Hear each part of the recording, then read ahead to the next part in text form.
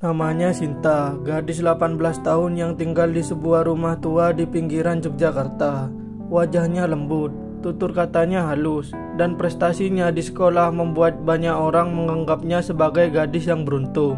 Tapi mereka tak tahu, senyum Sinta adalah topeng. Di balik dinding kamarnya yang sempit, ada rahasia gelap yang tak pernah bisa ia ceritakan pada siapapun. Ayah kandungnya sendiri memperkosanya. Sejak ibunya meninggal karena kanker 3 tahun lalu, rumah itu berubah menjadi tempat mencekam. Ayahnya yang dulu pekerja keras dan penyayang berubah menjadi pemabuk. Awalnya hanya bentakan, lalu pukulan, dan pada malam yang paling gelap dalam hidup Sinta, laki-laki yang seharusnya melindunginya malah merenggut kehormatannya. Setiap malam, ia menangis tanpa suara. Ia tidur dalam ketakutan, bangun dalam rasa jijik pada tubuh sendiri.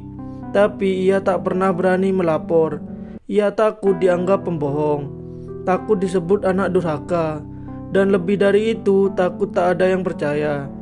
Di desa tempat ia tinggal, perempuan selalu disalahkan. Namun di dalam hati Sinta, ada satu hal yang terus berbisik, "Kamu harus selamat. Kamu tidak boleh mati di sini." Ia mulai mencatat mimpi-mimpinya dalam buku harian, tentang dunia tanpa kekerasan, tentang perempuan yang bisa bersuara, tentang dirinya yang suatu hari bisa bebas. Mimpi itu jadi bara kecil dalam hatinya. Belum cukup untuk menerangi jalan, tapi cukup untuk membuatnya terus berjalan. Malam itu hujan turun deras mengguyur Yogyakarta. Sinta berdiri di ambang pintu rumahnya. Tubuhnya gemetar, membawa tas kecil berisi pakaian dan buku harian. Ayahnya tertidur lelap dalam mabuk berat. Ia adalah kesempatan satu-satunya. Ia tidak tahu kemana harus pergi.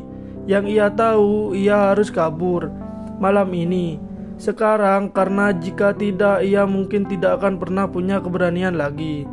Ia berjalan sejauh 7 km, menyusuri jalan gelap dan becek menuju stasiun kecil. Di sana ia bertanya pada petugas, "Pak, di mana tempat aman untuk perempuan?" Beruntung salah satu relawan kemanusiaan mendengar kisahnya dan mengantar Sinta ke sebuah rumah singgah bernama Ruang Aman, tempat untuk perempuan korban kekerasan. Saat pertama kali masuk ke dalam, Sinta tak berkata apa-apa. Matanya sembab, tubuhnya kaku. Tapi seorang perempuan parubaya bernama Busri menyambutnya dengan pelukan hangat. Dan dengan suara yang lembut ia berkata, "Nak, kamu bukan rusak, kamu hanya terluka. Dan luka bisa sembuh." Untuk pertama kalinya dalam hidupnya, Sinta menangis bukan karena takut, tapi karena merasa dipercaya. Di rumah singgah itu, ia tidak sendirian.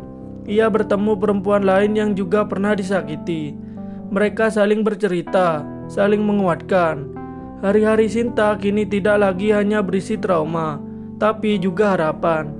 Dari titik itu, hidupnya mulai berubah.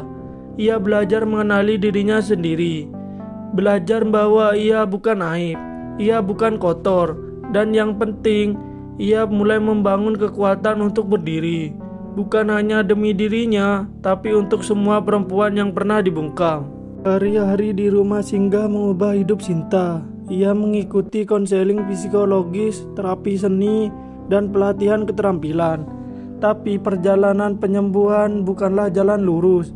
Beberapa malam ia masih bermimpi buruk, terbangun sambil menangis dan memeluk dirinya sendiri. Namun setiap kali ia hendak menyerah, ia teringat kata-kata Busri, "Luka itu tidak akan hilang, tapi kamu bisa belajar hidup bersamanya tanpa rasa takut lagi."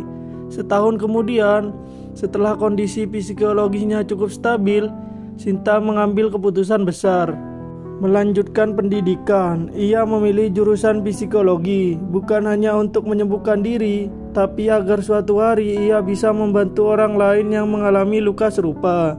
Di kampus, Sinta bukan mahasiswa biasa. Ia diam-diam mengikuti seminar-seminar tentang kekerasan seksual, trauma healing, dan psikologi korban. Ia juga mulai aktif menulis di blog tentang penyintas yang bangkit. Tulisan-tulisannya penuh empati dan kekuatan.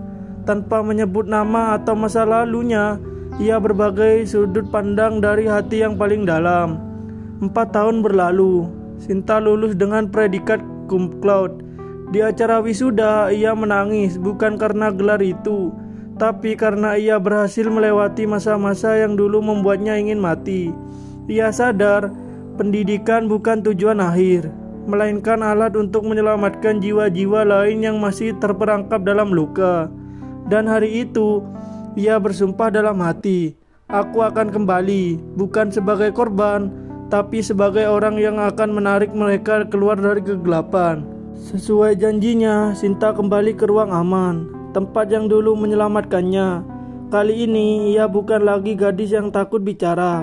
Ia datang sebagai pembimbing trauma, membantu perempuan yang masih dihantui masa lalu mereka. Ia mendengarkan, memeluk, dan berkata kalimat yang dulu menyelamatkan jiwanya. "Kamu bukan kotor, kamu cuma luka, dan luka itu bisa sembuh." Tapi Sinta tak berhenti di sana. Ia tahu bahwa untuk mengubah lebih banyak kehidupan, ia harus keluar dari batas tembok rumah singgah.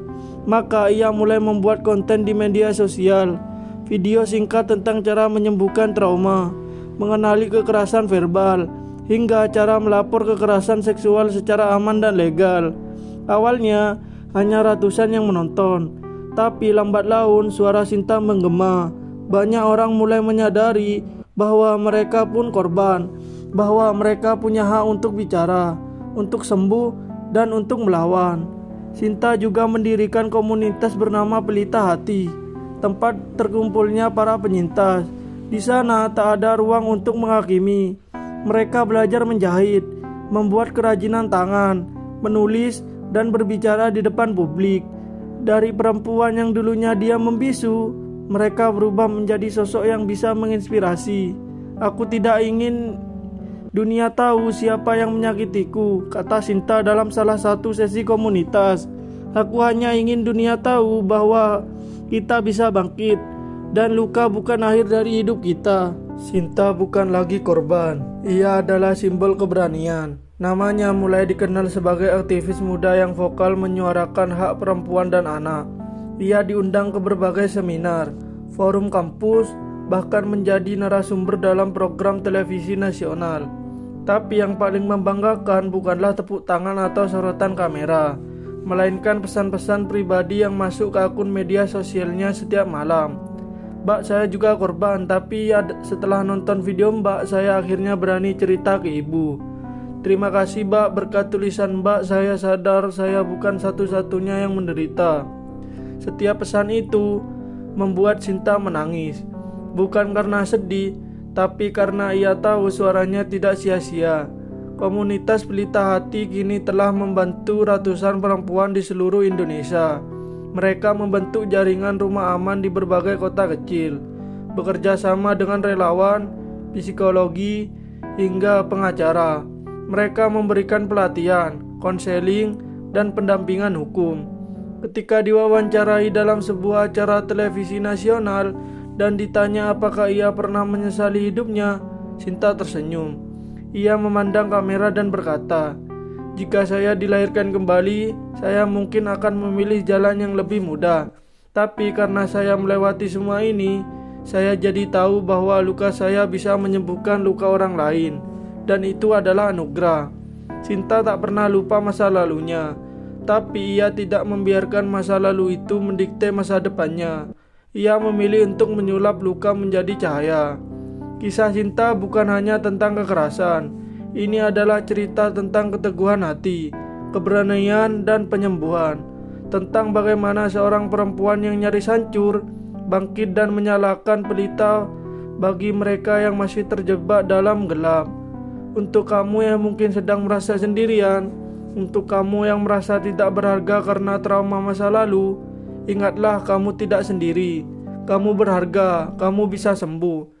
Dan seperti Sinta, kamu bisa menjadi cahaya, bukan hanya untuk dirimu sendiri, tapi untuk dunia. Cerita Sinta bukan hanya kisah tragis.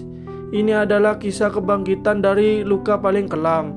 Dari seorang gadis yang diperkosa ayah kandungnya, ia berubah menjadi cahaya bagi ribuan perempuan. Sinta membuktikan masa lalu kelam tidak menentukan masa depan kita. Jika kamu atau seseorang yang kamu kenal mengalami kekerasan, beranilah bersuara. Kamu tidak sendiri. Kamu berhak selamat. Terima kasih yang sudah menonton. Jangan lupa like, komen, share, dan subscribe. Peace out.